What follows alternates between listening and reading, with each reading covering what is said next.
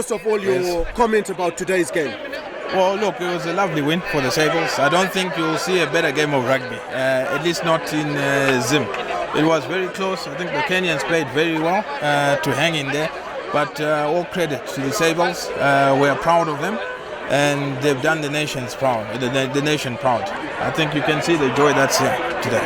Yeah. The Zimbabwean team was in Cape Town, where they played as Zimbabwe Academy. Was the SRC behind them? Were you guys supportive of everything that they're doing? Oh yes, very much so. Look, the SRC has got a new board.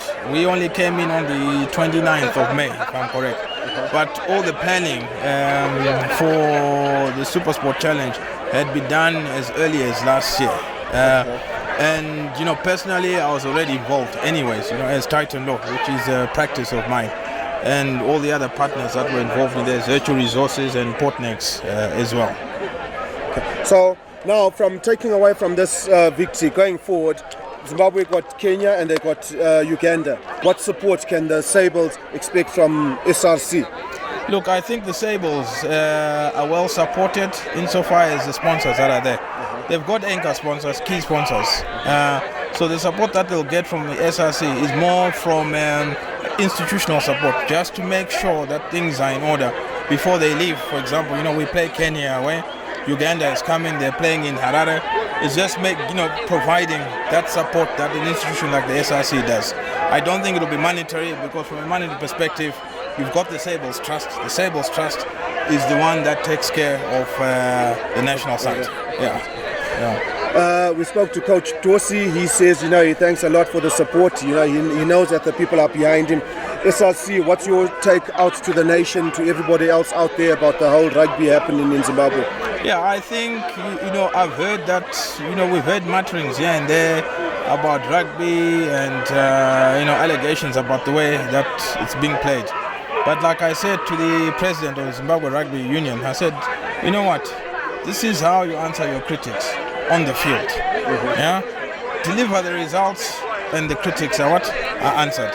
And I think the Sables did that, and all credit to ZRU, all credit to Dawson and his technical team, but especially to the men on the ground, the Sables themselves. You saw how those boys played today.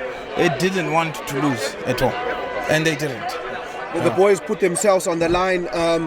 Anything that you take from here, maybe to want to implement in other sports or want to take back to the rest of your board to say to?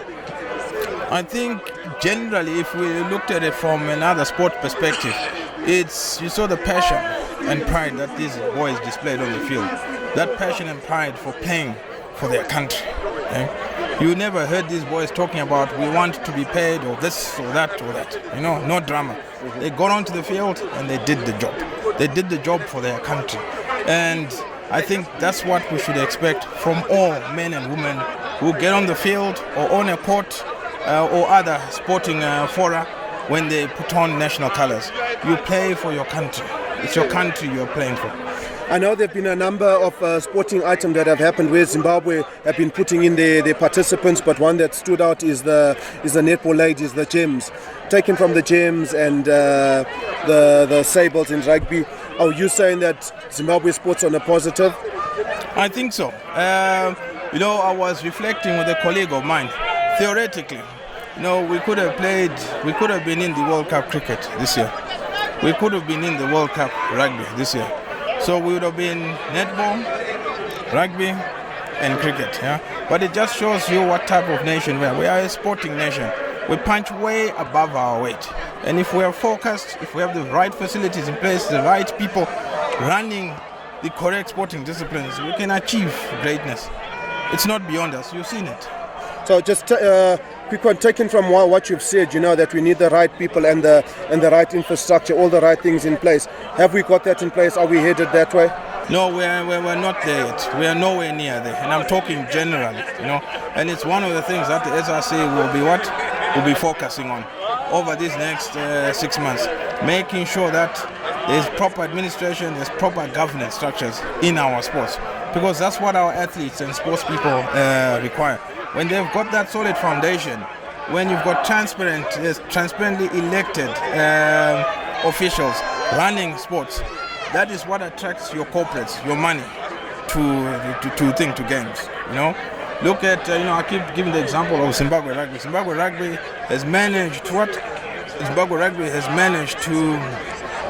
attract finance, and it is because their structures are transparent. So, all the other sporting things that we've had have been positive. One negative, just to take and see what's your take on it with the Zimbabwe cricket. What's our way forward there? No, I had a meeting yesterday. In fact, I had 2 meetings with my board in the morning and another one with the sports minister, as well as Mr. Mkutlane and another of his directors, Mr. Lloyd Mishi, who is a lawyer. We had a very good meeting, a very positive meeting, probably lasted 2 hours. Those discussions will carry on tomorrow when I'm back in Harare and on Monday as well. Let's just say they're positive. I don't want to divulge too much. Everyone understands that we need to get cricket going again. Yeah? We need to address the concerns of the ICC and the concerns of the SRU.